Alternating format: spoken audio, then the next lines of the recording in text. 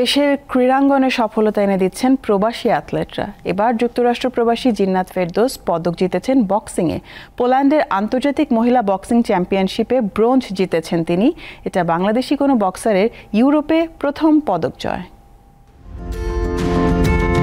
জিন্নাত ফেরদৌস বাংলাদেশি বংশোদ্ভূত হলেও নিজেকে বক্সার হিসাবে গড়ে তুলেছেন যুক্তরাষ্ট্রে। সাম্প্রতিক বছরগুলোতে বৈশ্বিক নানা আসরে লাল সবুজের হয়ে অংশ নিয়েছেন এই বক্সার। তার অর্জনের সঙ্গে যুক্ত আছে বাংলাদেশের নামও। অলিম্পিক্সে পদক জয়ী বক্সার ছাড়াও ইউরোপ, এশিয়া ও আফ্রিকার 17 দেশের খেলোয়াড়রা এই আসরে অংশ নেন। ইউরোপীয় বক্সিং কনফেডারেশনের আয়োজনে 2 থেকে 7 সেপ্টেম্বর পোল্যান্ডে গ্লিউইসে অনুষ্ঠিত হয় 19তম আন্তর্জাতিক সিলেসিয়ান মহিলা বক্সিং চ্যাম্পিয়নশিপ।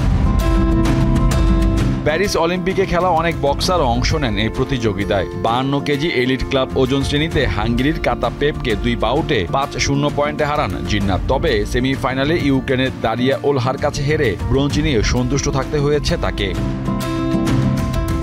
জিন্নাতের পদক জয় বাংলাদেশের বক্সিংয়ের জন্য অনেক বড় একটি সাফল্য। এই সফলতা দেশের বক্সিংকে আরও এগিয়ে নিয়ে যাবে, এমনটাই মনে করছেন বাংলাদেশ অ্যামেচার বক্সিং ফেডারেশনের সাধারণ সম্পাদক। বিখ্যাতমান নাম কি ফলে পরিচয়, সেটা দেখলেও আপনার দৃশ্যমান হয় যে আসলে বক্সিং এগোচ্ছে না পিছোচ্ছে। যেভাবে আগাচ্ছি, যদি সবকিছু ঠিকঠাক থাকে ইনশাল্লাহ, যেটা হয়তো আপনারা জানেন নেপালে যেটা আমাদের এসি গেমস হয়েছে, সেখানে কিন্তু আমাদের বক্সার 9 জন বক্সারকে 7টা পদক আমরা অর্জন করছি।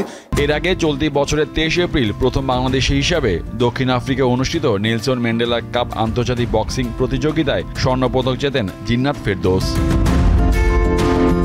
মোহাম্মদ হাসিব, দীপ্ত স্পোর্টস, ঢাকা।